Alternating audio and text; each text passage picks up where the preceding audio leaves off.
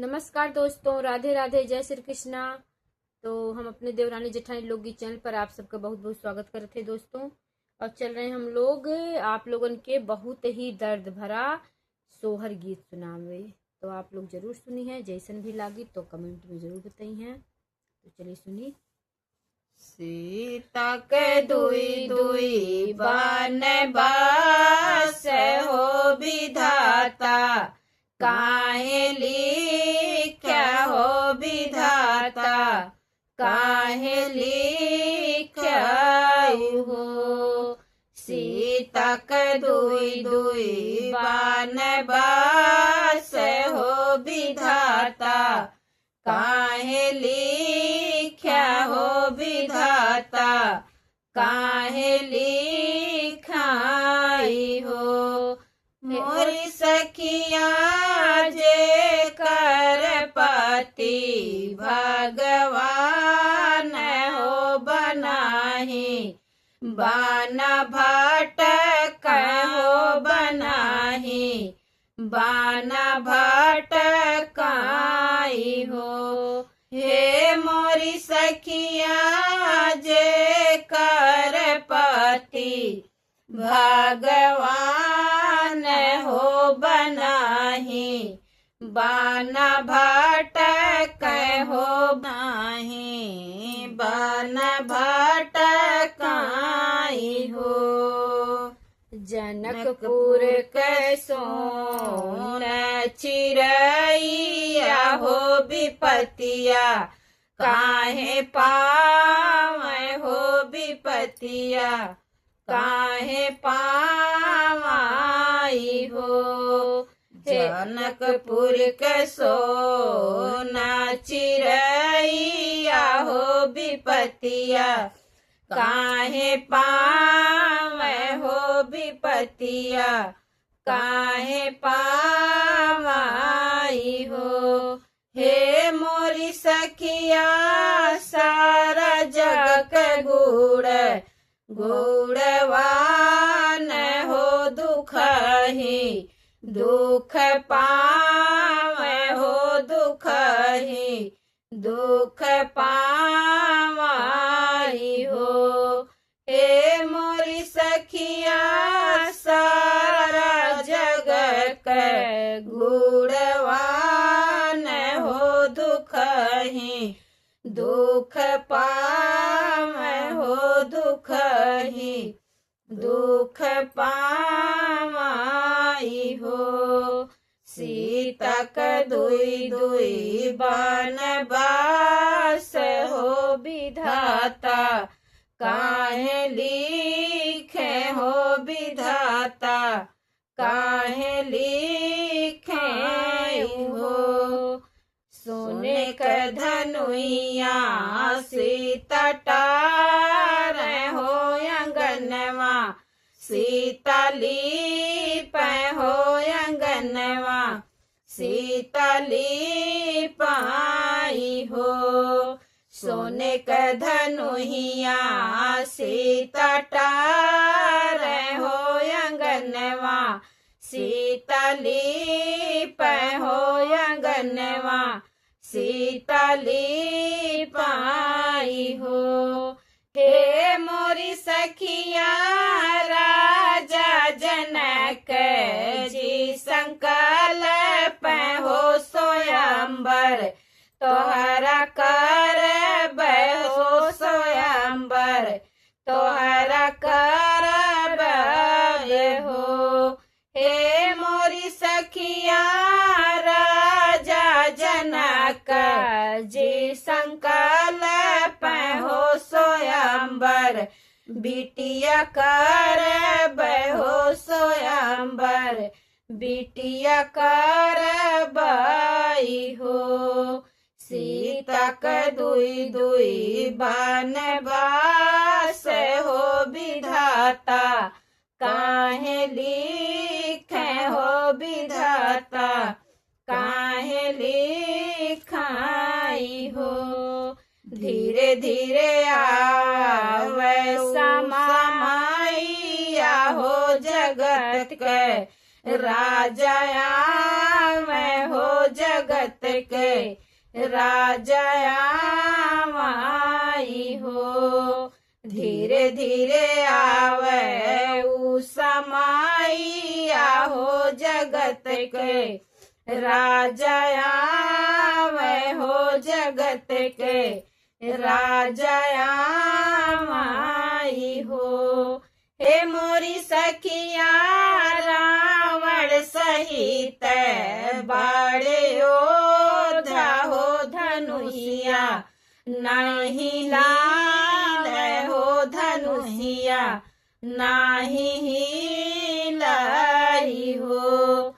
हे मोरी सखिया रावण सहित बड़े योधा हो धनुषिया नाही हो धनुषिया नाही लाई हो।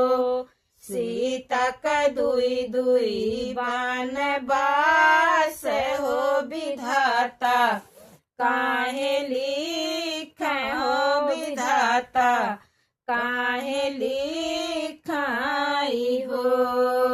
गुरु वशिष्ठ आज्ञा दी है कि रामा धनु ही तूर हो कि रामा धनु हाथुराई हो। गुरु वशिष्ठ आज्ञा दी है हो कि रामा धनु हाथुर हो कि रामा धनु हाथुराई हो। हे मोरी सखिया सीता राम जय जयकार हो सोयंबर पूरा होई गए हो सोयंबर पूरा होई गए हो।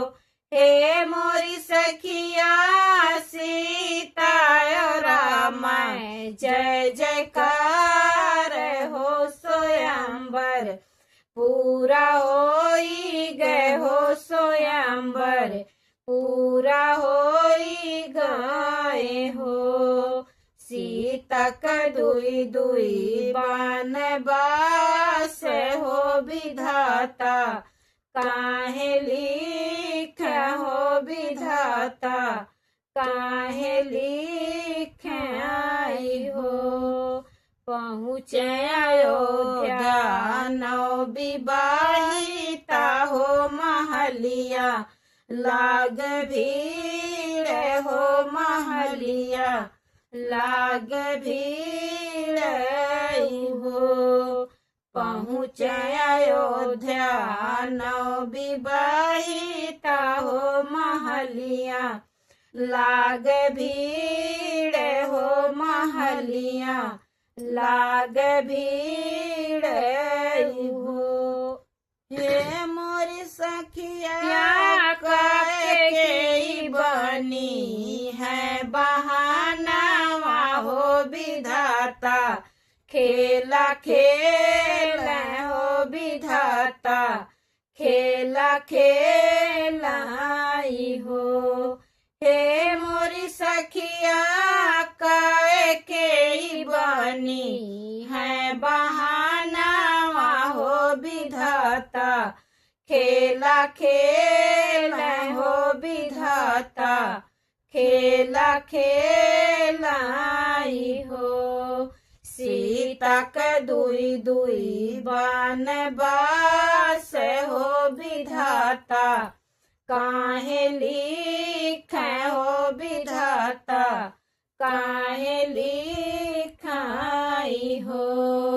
राम लखन बाई दे हो बनाही बाना घूम हो बनाही बाना घूमाई हो।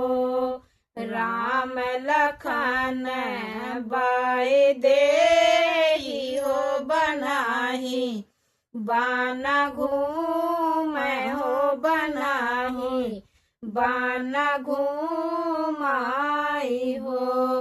हे मोरी सखिया लक्ष्मी विष्णु के अवतार हो जंगल दुख पावे हो जंगल दुख पावाई हो।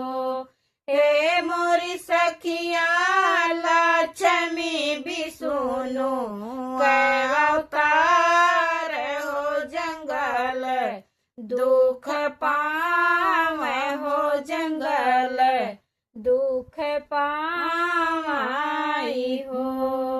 सीता का दुई दुई बान बास हो विधाता काहे लिखे हो विधाता काहे लिखाई हो।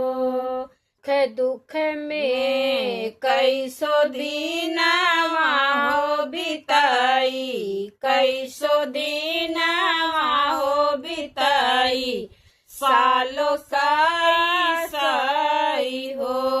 हे मोरी सखिया सुन पे नखा बहानवा तोरा मार सीता हरी लई गे रमाड़ सीता हरी लई गे हो।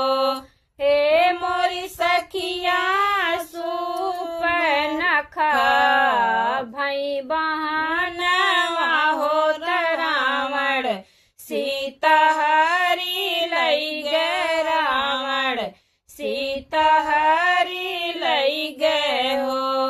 सीता का दुई दुई बान बास हो विधाता काहे लिखे हो विधाता काहे लिखे